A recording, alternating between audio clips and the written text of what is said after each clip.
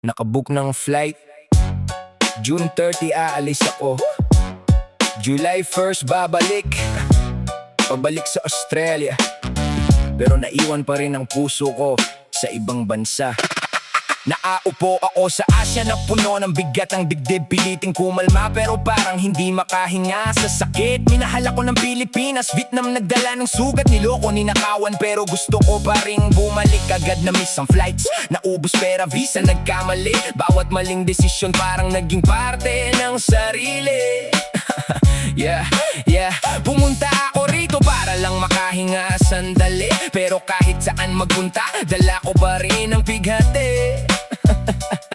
Sa Australia, sa Australia puro kaso, malamig na gabi. Paulit-ulit na takot na bumabalik sa sarili. Parehong kalsada kung saan gumagala ang dilim. Parehong kaba tuwing mag-isa akong tahimik. Hindi ko galit ang buhay, kundi ang nakaraan.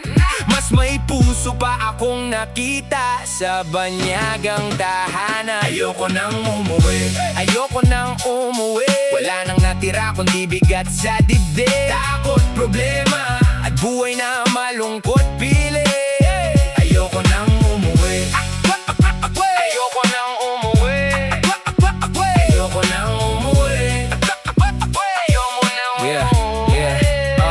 Karamihan mahal ang bandila ng sariling bayan, pero ako parang bihag ng aking nakaraan. Masakit man sabihin pero ito ang totoo. Parang kulungan ng Australia para sa puso ko. Hindi parehas pero takot sa kulungan. Katok sa pinto at parang guguho ang isipan. Kumikislap ilaw ng pulis at dibdib ko'y sumisikip. Mental health na tawag na uuwi sa posa, sa pulso't kamay pilit. Alam kong naging mali, alam kong nagkamali. Bitbit ko ang kill sa bawat kantang naisulat ko lagi. Hindi ko balak manakit, sugatan lang talaga. Takot at pride nagsama, kaya nawala sa sarili bigla. Ngayon baka kulungan na ang kahihinatnan. Habang inuulit ko lahat ng maling binaanan sa mga kabataan. Huwag niyong tahakin ang daan, isang maling hakbang pwedeng sirain ang buhay kailanman.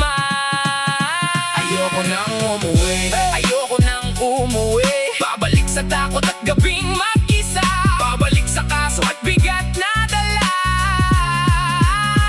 Ayoko nang umuwi, ayoko nang umuwi, ayoko nang umuwi, ayoko nang umuwi. Kung bata ka pa at nakikinig, huwag mong i-glamorize ang ganitong buhay, dahil ang consequences habang buhay mong dadalhin.